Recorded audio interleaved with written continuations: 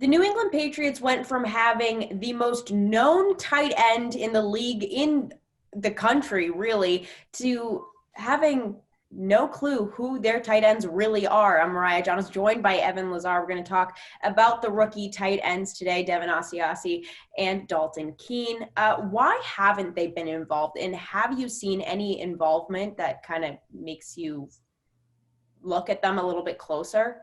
Yeah, it's frustrating, I think, for a lot of reasons, and one of the biggest ones, and we have to kind of caveat these rookies, these young players, with just injuries and ability to be out on the field. And I think both Devin Asiasi and Dalton Keene have experienced injuries at various points of the season. Both of them have been on injured reserve at one point this year. Both of them have had injuries in training camp as well, in that shortened training camp. That definitely stunted their development just a little bit. But I think what's surprising for me is that they drafted both these guys in the third round. They traded up to draft both of these guys in the third round. And the lack of just sort of willingness to incorporate them into the passing offense, especially, I think is just kind of curious. And I'm not calling out Josh McDaniels or the Patriots coaching staff necessarily, but you just sort of wonder what is their future here and what does the team really feel about these two guys? Because Asiasi was touted as somebody that could get vertical up the field out of college, run the seam and get over the middle and be a threat between the numbers for the quarterback. We haven't seen any of that. Dalton Keene was touted as a guy that could really carry the football, that could create with the ball in his hands, and you could scheme up ways, whether it was tight end screen passes or passes into the flat, will give him opportunities to run with it, where he was really a great ball carrier at Virginia Tech. We haven't seen any of that. So where is their role? Why is their role so limited? It's probably due to mostly injury and the fact that they haven't been out there, but it's definitely curious in a passing offense that has really struggled this year at times, that they haven't come up with more ways to get the ball in both of those guys' hands and see what they can do with it and see what they can do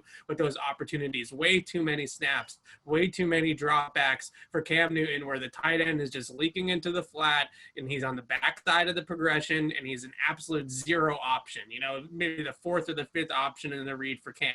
And as we know, he's not really getting to that fourth and fifth read too often. So it's just really peculiar that they just haven't even tried to incorporate them in the primary read pretty much at all in these games that they have played.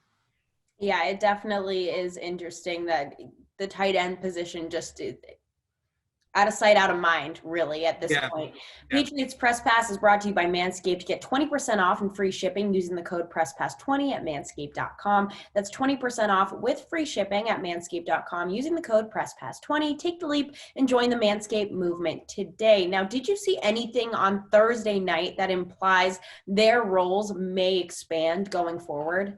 Well, both of them played, I believe, career highs in snaps. Keene played 31. Devin Asiasi played 23. Ryan Izzo, obviously, on injured reserve. It looks like it's going to be the Keene and Asiasi show moving forward, and they're going to try to get those guys game experience in these last 3 weeks.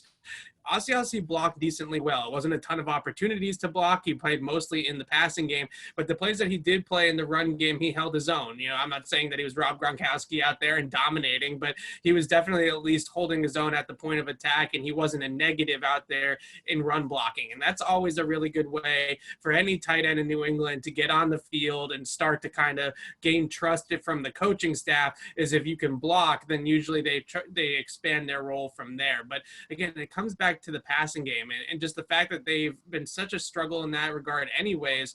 And you throw out these kind of lineups where you have even their 3 wide receiver sets where they have Myers, Bird, and N'Keal Harry out there, and you put Keene or Asiasi as the 4th guy, and you have the running back obviously as the 5th guy, and one of those guys, whether it's Keene or Asiasi, is a zero. I mean, it's like the defense could not cover the guy and it wouldn't matter because Cam's just not going to throw him the ball. So it's very kind of interesting, and especially as we sort of turn the page looking ahead mostly to 2021, you start to think, how much do they really value these two guys?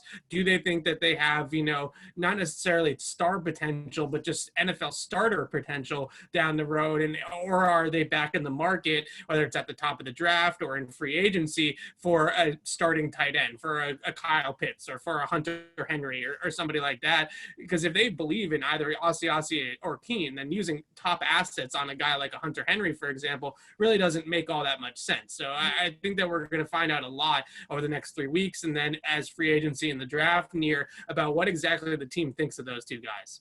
Yeah, it will definitely be interesting to see. And as you said, as the season's winding down, what better time to see what they can do than right now? So we'll see if they can kind of get them involved a little bit more.